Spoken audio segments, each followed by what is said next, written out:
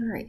So the social issue that I chose to focus on for the critical thinking paper is anxiety among low-income children. Anxiety is one of the top mental health diagnoses among children in the U.S. According to the CDC, approximately 7.1% of children aged 2 to 17 years have a diagnosis of anxiety. That comes out to about 4.4 million children. The issue here is that a lot of times there are also co-occurring diagnoses such as depression and behavioral issues that come along with anxiety for kids. The CDC reports that of the children who have been diagnosed with an anxiety disorder, 32.3% also have depression and 37.9% also have behavioral problems. So as time has gone on, more and more children are being diagnosed with anxiety and other mental health disorders. It's associated with several different factors, including socioeconomic status.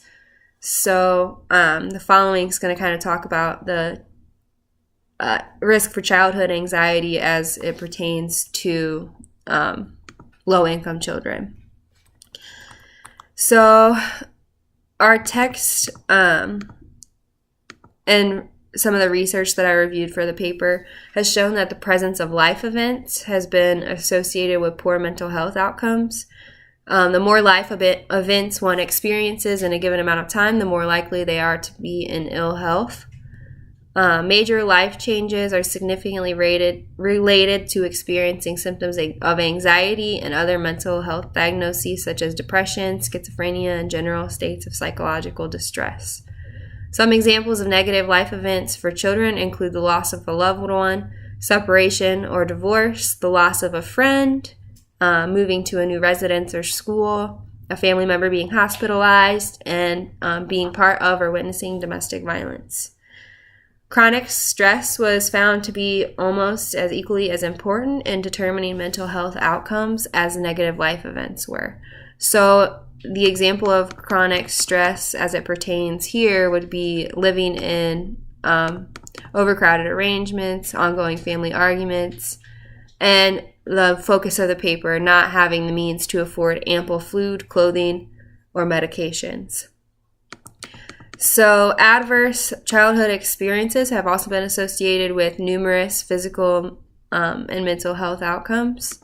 Children whose families were at or less than 99% of the federal poverty level were 40 to 46% more times as likely to experience depression and or anxiety. Children whose families rated on a survey that they sometimes had difficulty affording their basic necessities were 1.7 times more likely to experience depression and or anxiety than those who had never had any issues. And those who identified that they always struggled to afford basic necessities were 3.25 times more likely to have depression and or anxiety diagnoses. So what are the mental health implications for this? Biological implications, so exposure to toxic stress for prolonged periods of time affect children's overall health as well as health outcomes in the future due to the tendency to activate chemical and physical changes in a child's neural network and metabolic processes. Perceived stress is crucial to the child's biological responses. So one of the studies I reviewed by Allwood, Gaffey, and Lopez, it's the way a child perceives their stress is of greater importance than the actual stress in predicting their biological responses, such as cortisol and cardiovascular activity. It's important we understand the child's perception of their life events and chronic stressors to truly form an idea about the impact it's had on the child and how we're going to treat them. Psychological implications. Some potential psychological outcomes if childhood anxiety remains untreated are symptoms that will carry with the child into adulthood. It's been associated with depression, substance abuse disorders, and suicide in adulthood. Silverman is one of the studies I reviewed. He stated that anxiety is basically like a gateway to other mental health diagnoses. So if left untreated, it has the potential to lead to several negative health outcomes. Sociological implications of childhood anxiety can lead to several social problems because of fear and worry they tend to experience. So some examples of this would be the avoidance of social situations, fear of everyday occurrences, and problems with peers or family members. So one of the 3 evidence-based practices that I chose to review was CBT in combination with medication. Wang et al. Explored the best practices for treating anxiety by comparing drug treatment, CBT, and a combination of the two. And the meta-analysis found that the most effective option was the combination of the two.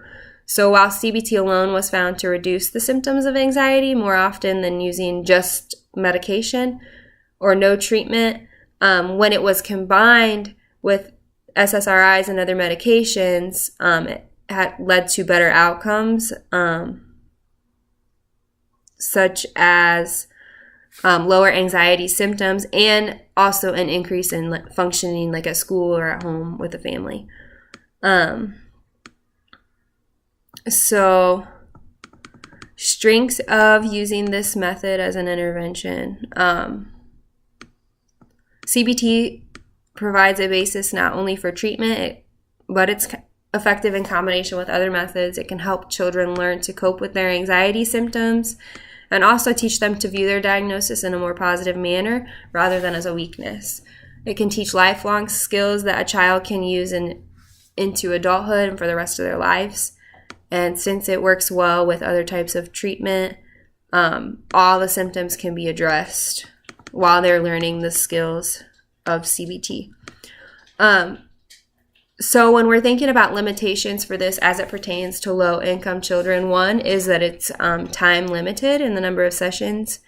It can be further limited depending on the type of insurance the child has. So if they have Medicaid, Medicaid can be pretty restrictive on the number of sessions, the type of provider, or what services will be covered by insurance. So it may limit their choices in treatment. One of the proposed adjustments I had suggested for this was adding interpersonal therapy groups. It can encourage the children to kind of share their personal experiences while also being able to connect and relate with other children who face similar struggles. Since the diagnosis is so new and they're kind of learning about it, learning how to cope with the diagnosis as well as the symptoms they're experiencing, it can really be beneficial for them to connect with others and kind of be able to relate to one another.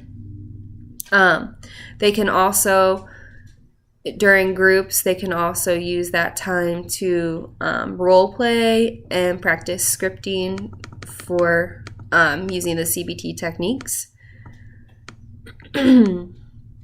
And then the other part of the intervention that I had proposed, kind of like to add to it, would be providing psychoeducation. So children who have never been any kind of treatment before, they may be kind of nervous or scared when starting treatment. They may not want to open up. And so providing psychoeducation can kind of help the process along, kind of educating them on what to expect in treatment, what's going to happen, as well as setting the boundaries for the therapeutic relationship. And also you can use psychoeducation to discuss the CBT techniques and especially with some of the more difficult concepts depending on the child's age.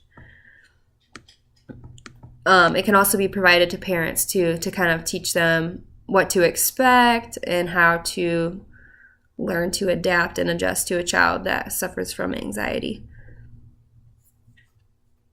And that is that.